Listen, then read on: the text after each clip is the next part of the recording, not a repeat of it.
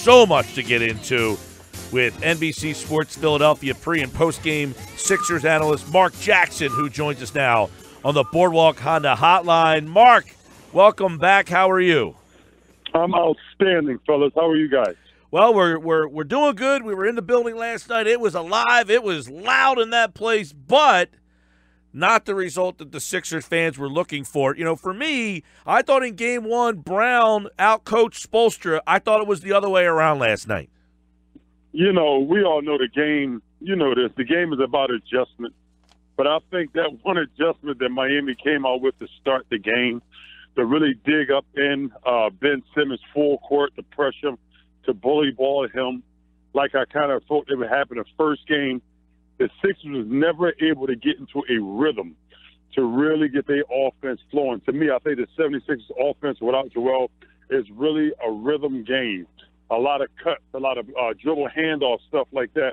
And when you get up in a player, especially the point guard, that aggressively full court, they're unable to get down and run plays, run their sets like a wall. So you just throw the chemistry and the rhythm off, and that hurt the 76ers. They made a great run late, but it just didn't come to fruition for them to get that win. And also keep this in mind.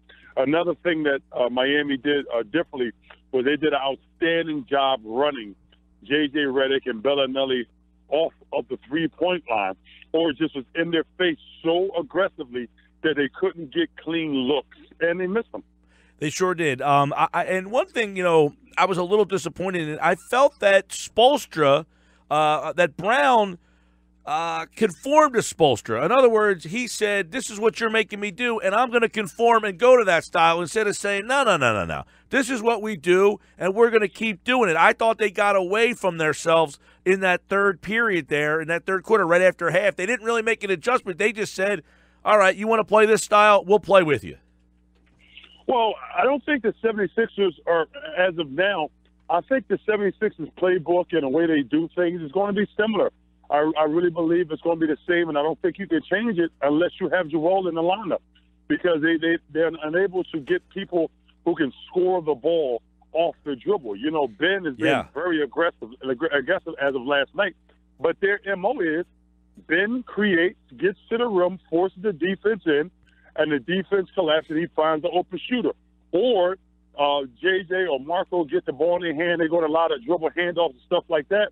And I don't think they varied from that. I agree with you. They did not vary from that the whole entire game. And I think that's, to be honest, I think that's how the 76ers have to play. They just got to hope those shots come in until Joel Embiid gets in the game. And we got to hope that he has enough legs with him, you know, because of the long layoff, that he can give him something. I can't see him playing more than 20 minutes.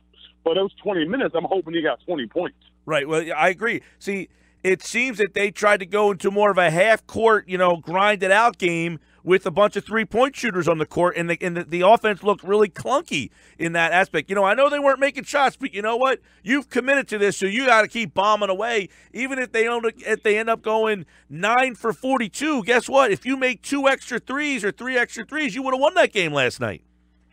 I agree.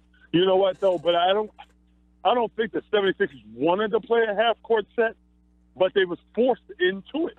And Coach didn't have no other answers, because with the personnel that's on the floor, that's how he has to play. He has to play one style with those guys on the floor. Now, there's other kind of looks you can do and things like that. You know, I was really surprised that they didn't look to go to Dario on the post a little bit, see if he can get something going on the post. That was the one caveat that I've noticed. I thought, because you're right, Miami pounded them, forced them into the half court. All right, let's run a set. We couldn't get the plays we wanted, the clean looks we wanted, so let's go to something else. But unfortunately, they don't have nothing else at the time. Now, that's where Joel creates so many headaches for people, because you have to either double him or bring his energy. He can create off the dribble. He can create points off of post-ups. He can do those things. But without him doing that, I think Markel Fultz is still getting his feet wet, but I think he can kind of give him some of that. But I really wish they would have went to Dario, maybe some looks in the low post, to see if he can get something going in that kind of game. Well, and Mark, you just brought up something that I wanted to touch on, is that you went right down the alley that Brown went to last night. The Heat tried to make it an ugly game, so Brown, who went to Fultz early in the game before he went to McConnell. Then he said, this game's too much of a fight. We got to go to McConnell. Instead of saying, you want to fight us? We're going to blow past you with Fultz. He put the fighter in with McConnell, and I thought that's a sign of him allowing Miami to pick the style. I agree. You know what? That's a great observation. You know, he did do that. When he came in with Fultz, and Fultz didn't look like he was in the game. He was impacting the game at all with the 4 minutes he got early on. So I was questioning when he got bent out the second time, was he going to go with TJ or Markel? And he went with TJ. I think he wanted to go to known commodity, and he went with TJ because TJ's been the right of the ship all year. And even though Markel Fultz got healthy, I just think Coach believed that stage was a little bit too big for him at that time. And to be honest, that it did. And when he got them 4 minutes in the first half, it did look like that. Mark, you talked about the Heat forcing the issue, forcing it into a half-court setting. How about Ben? So Ben Simmons, he had a strong game. He was 24 points, 9 rebounds, 8 assists, but the Heat really made him work. Maybe nobody more than Justice Winslow. I mean, that's not a household name, but the job that he did of picking him up full court, making him work a little bit, do you think it rattled Ben? Was Ben rattled? Was he disturbed? Did he look off-kilter last night? Well, I think Winslow did a great job of making Ben play faster than what he wanted to do. So what I mean by that is Ben is normally bringing the ball up the court. Guys are waiting for him at half court or the three-point line. He always brings it up, passes, cuts, gets it back. There's some kind of action going on the weak side. Then he gets it back, comes off a pick and roll. Well, last night he was unable to get into that because Miami was picking him up so far, and he was. I think he was going faster than what he wanted to. So with that being said, when he's going faster than what they're normally doing on offense, it throws the whole offense off, the rhythm off. It throws that off, and that's Miami game plan, and it was very successful at it. People after the game were killing Robert Covington. Robert Covington's not the reason the Sixers lost the basketball game, is he? No, not at all. But he didn't contribute as much as he could have. So we know what Rocco is. He's a streaky shooter, somebody that can get in the passing lanes, somebody that can get you some deflection, somebody that can get you a few rebounds here and there. But on offense, he's streaky. He did have a game this year. He was 0 for 10. Don't expect the leverage to change the spots all of a sudden because it's playoffs. But that's why we got Marco, we got JJ, we got Ilyasova, we got Dario. When it comes to hitting threes, we have 4 other legitimate shooters that's getting that job done. Rocco, to me, is just a plus. Right, I remember that 0 for 10 game. The rest of the shooters did deliver. In this game, obviously, 7 for 36 beyond the arc. Let's talk about Dwyane Wade, Marc Jackson. Is he a bad matchup for the Sixers because he's had his best 2 scoring games versus Philadelphia this season? Does he have 3 more of these kind of games left in the tank in that 36-year-old body? I do. You know, I believe he's built for the playoffs. He's built for the playoffs, and he's you know, because you get these rests in between. Like in the NBA schedule, you know, coaches practice, and that is a Pat Riley team, even though he's not the coach. So which means he's going to have aggressive shoot-arounds.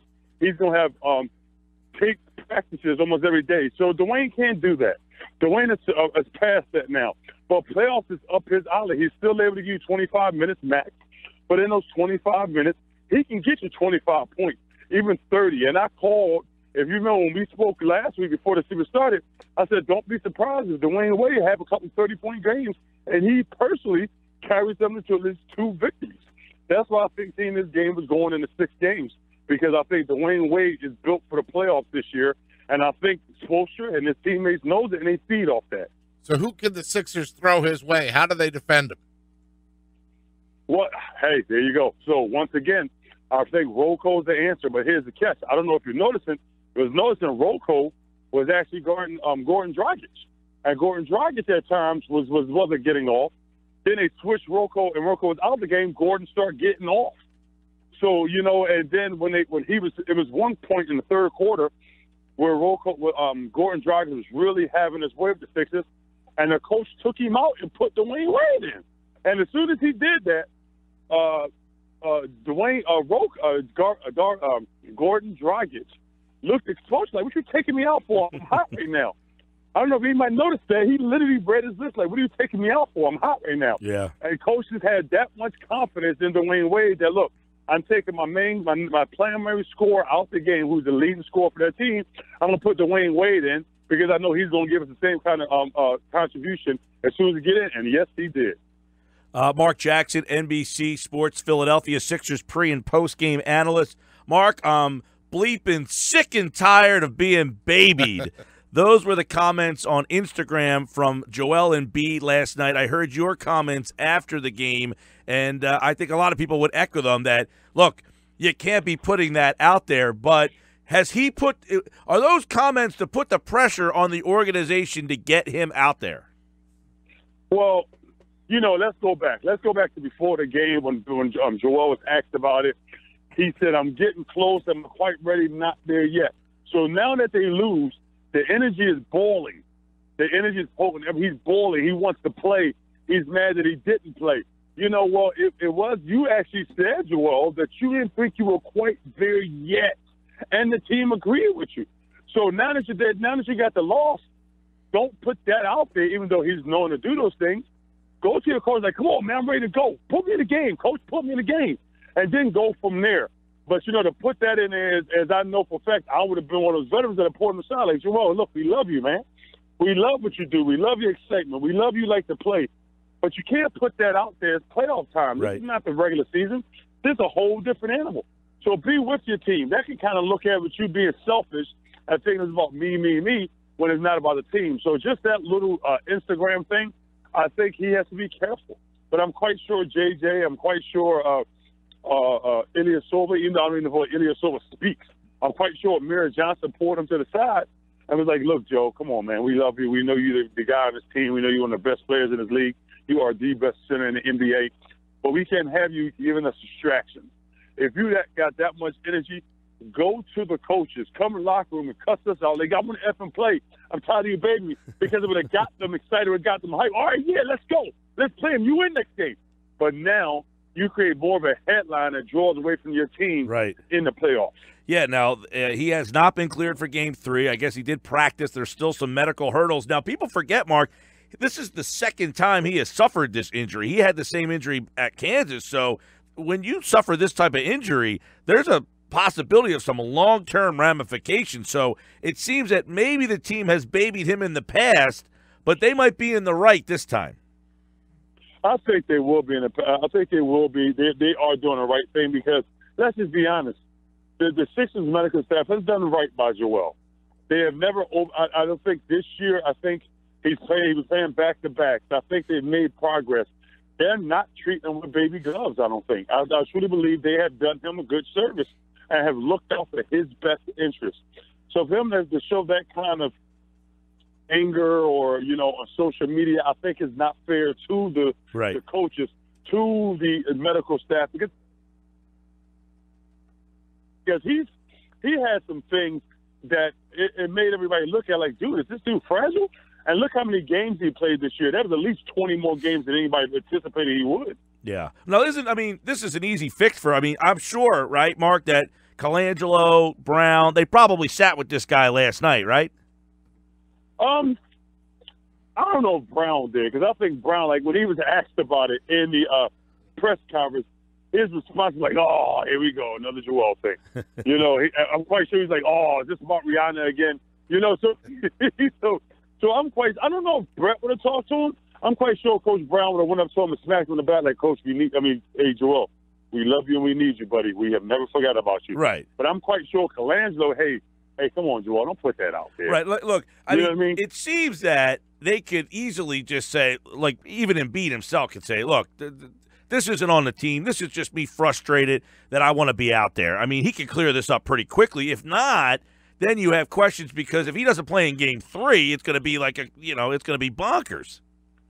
Yeah, it is. It is going to be bonkers. First and foremost, they need him. And first of all, people, if he's getting asked this question on the set via in-game, because the Sixers playing so good, should we sit Joel? I was like, no, play him. Don't be resting him, saving him. I said, no, play him. He is the reason. Just because we won this 17 straight, don't forget where you came from, which means don't forget Joel has led you to your record this year. Ben had a lot to do with it, but without Joel, this entire season, there's no way they would have got that record they got. So let's not forget where you came from, which means know and respect who Joel Embiid is. If that man is healthy, you put him in the game for as long as he can go. But, yes, he needs to come out like, look, man, I was frustrated. And we understand him. As soon as he thinks about something, he puts it on Instagram. As soon as he ate, man, I ate this Philly cheesesteak. It was horrible. We know about it. We know everything. I had this run today. My mile time wasn't good. We know about it. We see him 4 o'clock in the morning jog. We know everything about Joel from Instagram. So one thing he can do, I agree with you 100%. Like, look, guys, I love y'all. I love your support. Hey, I was frustrated last night. I was going to help my team. Boom, bot, there, period is over. Mark, you talk about how they need Joel. Can you explain to the listeners what he adds that they are lacking in this series? He goes up on the top of the board for Miami Heat is how do we stop Joel? If we stop Joel, we have a better chance of getting a win. So now if you add the shooting that the Sixers had in the first game versus the Heat versus the second game, if you had Joel in there, those slow-down, beat-up games, that's what Joel's special at because he's so intelligent. He knows how to get fouls on people. So when all that, as Coach Chaney used to say, stop the bleeding. When you go up and down the court firing shots, they're not going in, throw that ball into the big fella, let him get fouled or scored, and then that changes the tempo of the game and get it back in your favor. That's what Joel brings. He brings a presence that cannot be stopped one-on-one. You have to double him. And once you double him, that leaves somebody wide open, and it gives the 76ers another opportunity to get an open look. It's another style of play that the 76ers can go to during the course of a game. Mark, if he doesn't play, what's the adjustment they have to make with the crew they have without him? All right, so with that being said, I really believe they got to either try to get Ben in the post or get Dario in the post. And people say, oh, but Dario's a stretch forward. Dario is not a stretch forward. He's a basketball player. So with that being said, he's 0 for 3. He hit it. We need someone else to create to score. Ben is trying to score. He's trying to set people up. But you need to give the team something else to scout for during the game, an adjustment that they didn't prepare for. You have to do that. So why not try to get Dario in the post a little bit, or why not see if folks can get to the rim and create a little bit? He's not shooting a 3-ball, Markel folks, but he is hitting some foul shots.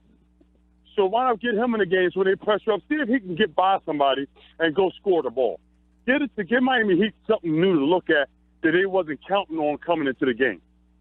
Mark, you've heard that old phrase, the playoffs don't start until the home team loses at home. And J.J. Redick talked last night about maybe the loss being a wake-up call since they got punched in the mouth, proverbially speaking, in that second quarter. So is that the wake-up call that's going to turn things around and refocus this young Sixers group? Yes, it did. Yes, it did. I think with things going well, it's hard to improve because you don't know what exactly to improve on. But when you lose, and when you exactly lose a certain way, like he said it right, verbally speaking, they got punched in the face.